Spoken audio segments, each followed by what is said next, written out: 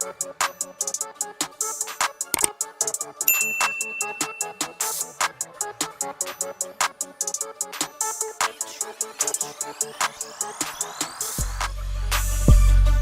going on, Chris Wrestling Views here on YouTube.com. Make sure you guys like, comment, and subscribe to my channel.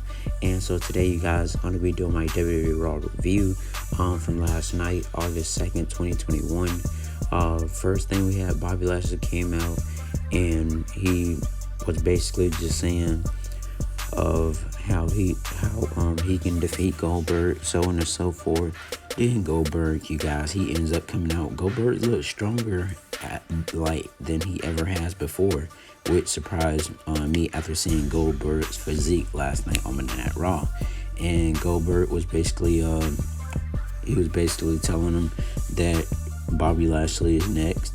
And so after the MVP goes out and points out Goldberg's son, and and saying that I'm gonna beat your dad, this is gonna be your dad's last match, and so on and so forth. Goldberg ends up walking back down the ramp as Bobby Lashley is holding up his championship in the ring, and then he ends up getting speared by Goldberg. Then you guys, first match of the night, we had Veer and Shanky versus Drew McIntyre in a 2-on-1 handicap match. Basically, you got throughout this match, Drew sets up for the Claymore on Veer, but Shanky ends up holding the leg on Drew McIntyre, so he wouldn't connect with Veer with that Claymore kick. As you can see right there of what I'm talking about. You guys, this match was semi-okay. But then again, you guys, I feel like it's all just for play, just to see Drew McIntyre on TV. Let me know your thoughts and opinion, you guys. As you can also see right here, they let Drew McIntyre stand up. All three of them had a chair. Veer had one, Jinder and Shanky, but Veer and Jinder ends up running out, you guys, and leaving Shanky by herself. And so after then, Shanky ends up running out when McIntyre tries to swing the sword. Then we have the Irresistible Force, Nia Jax versus Rhea Ripley in a 1-on-1 match. Alongside Nia Jax had Shayna Baszler. As you can see right here, Nia Jax had the torture rack in on Rhea Ripley, just basically torturing her. And then we end up seeing Rhea Ripley go for a kick to the side of the face of Nia Jax, and Nia Jax ends up getting cut open, you guys. We seen the referee put on the black gloves, signifying that there's blood in this match, and she looked like face paint on her, but it was pretty cool she had face paint, you guys. So also throughout this match, you guys, Rhea Ripley ends up winning because Shayna Baszler, as Rhea Ripley was trying to do Riptide, then Shayna Baszler ends up running up to the rope, and then she ends up basically just rolling up, or Rhea Ripley ends up just rolling up on Nia Jax. So right here, you see these two argue, you guys, and so on and so forth. And then we see right here where Rhea Ripley is basically getting the Riptide by her. And after then, you guys, we see Mustafa Ali and Mansoor versus T-Bar and Mace. We see Mustafa Ali hits a DDT in between the ropes on T-Bar. We see Mansoor goes up on the top rope as Ali ends up getting pushed away from the rope, ends up getting kicked, you guys. After then, and T-Bar and Mace ends up picking up the victory. Well, T-Bar really picked up the victory over Mansoor. So hopefully Ali and Mansoor can end up, getting back on track with this thing and get a tag team rolling. And also, you guys, the next match we had right here, which was Dewdrop versus one half of the WWE Women's Tag Team Champions, Tamina. Last week, you guys, we seen that Dewdrop landed on the leg of Natalya, crushing like some Achilles tendons. I think that's what they said last night, you guys. We can see a couple little highlights of this match. Match was okay, to say the least. I thought Alexa Bliss would have possibly, interrupted during the match, but apparently that did not happen because,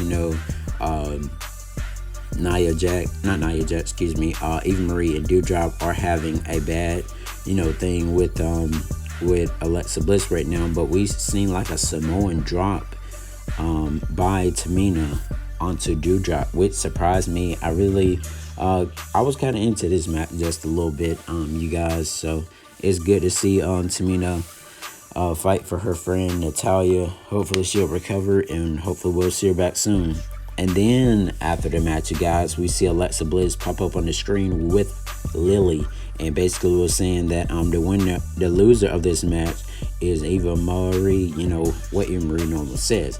And then we see John Morrison and The Miz come out for Miz TV. And on Miz TV, we had Damien Priest, and basically was talking about what happened to the Miz leg, and saying, it was just basically comedy or whatever, you guys.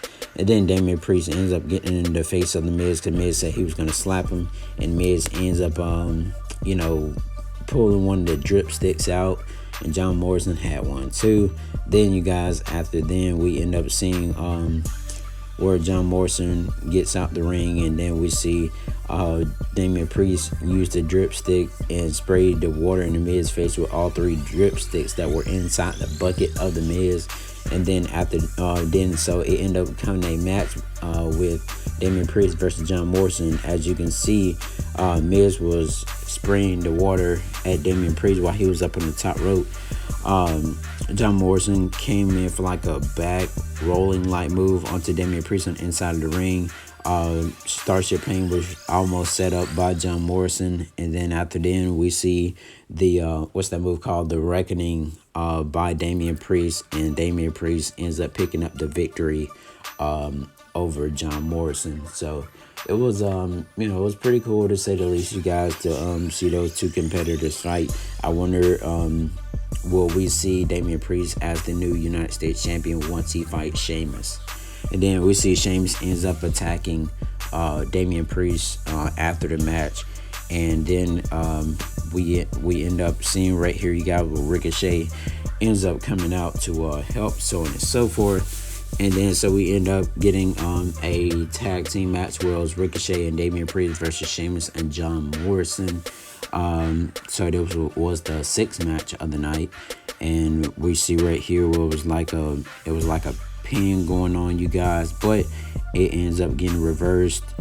And so there are some great competitors on the show, you guys, but Ricochet and Damien Priest ends up winning the match, with Damien Priest hitting the South of Heaven on Morrison. And then, you guys, we had the 7th match of the night, where we had Omos versus Riddle. This match really went by pretty quickly, because Omos really just basically tossed Riddle into the crowd, and after he tossed Riddle into the crowd, he ended up like shoulder blocking him, throwing him back over the top rope.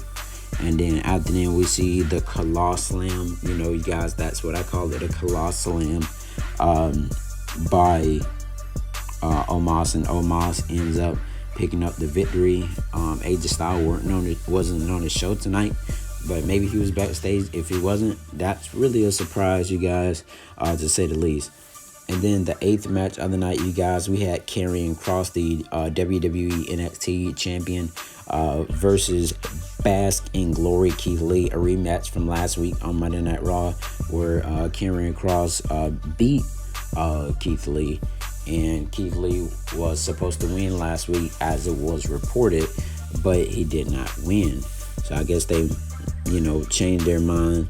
As you can see, you see Karrion Kross hit the Saito suplex into the steel steps. Then he was trying to do it again, but Keith Lee had Karrion Kross into a headlock, so he wouldn't be able to do it. But then again, Karrion Kross ends up locking in his submission. I call it the sleeper hold. And then we see Keith Lee ends up going for the Spirit Bomb, and Keith Lee is so happy he needed that win. And I wonder what is next for Keith Lee. Hopefully they will possibly keep Keith Lee winning, and we possibly will see a good match between him and one other superstar. I'm not sure who. Then we had another quick match, you guys. We had Reginald versus Tozawa for the 24/7 tag team, for the 24/7 championship. And as you can see, Tozawa, he was talking about some hold on, or no, he was saying stop. And then so after then, you guys, we end up seeing right here where Reginald basically does like some little flips and ducks and all that stuff. And then right here, you guys, we end up seeing Reginald just pin Tozawa, or Akira Tozawa, what I call him. And so who will be the next challenger to face Reginald for that title? Will it be Humberto Carrillo, or who would it be? Let me know down in the comments box, you guys, on this match. So the last match we had the night, which was the main event, the 10th match of the night, we had almost Nikki Cross, the WWE Raw Women's Champion, versus Charlotte Flair in a no-hold-barred match. Charlotte Flair speared Nikki Cross through the barricade, which you already know, you guys, that they kind of made it real loose so you can get speared. But Nikki Cross only did like 2 moves, you guys, which surprised me, just to win, just to win the match. And I was like, wow.